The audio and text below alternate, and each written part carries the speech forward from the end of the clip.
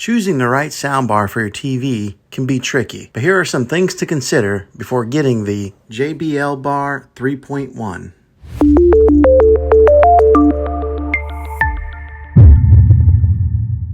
A soundbar is a great alternative to a traditional surround sound system. It's an easy way to get better sound without the need of a lot of wires. The best soundbars are those that can be mounted right under your TV. These will allow you to enjoy the full benefits of your TV while getting amazing audio quality. With this particular soundbar, you can set it right in front of your TV for tabletop placement or mount it on the wall, giving you some different mounting options. When buying a soundbar, one of the most important things to look out for is connectivity. This soundbar can be paired with TV sets that have optical inputs or HDMI ARC inputs. This means that you can connect your TV in a couple different ways in case your TV is tied up using some of those valuable ports. This soundbar also comes with Bluetooth connectivity, just in case you want to stream some of your favorite songs from your favorite streaming platforms. You should know the size of your room before you go out and buy a soundbar.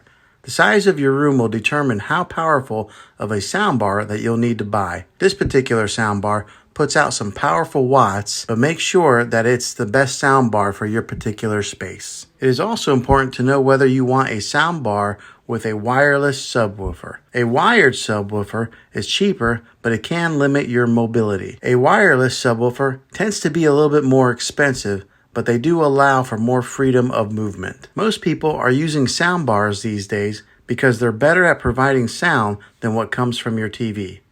This soundbar delivers powerful, immersive audio. It has a sleek design and it's easy to set up. With the added bass and high-powered watts, it's ideal for movie lovers and gamers alike. It produces a clear vocal and a crisp highs. One of the last things to know before getting this soundbar is that it's easy to set up. It comes with an easy-to-read manual that makes the setup process quick and easy for anyone to do it without any professional help.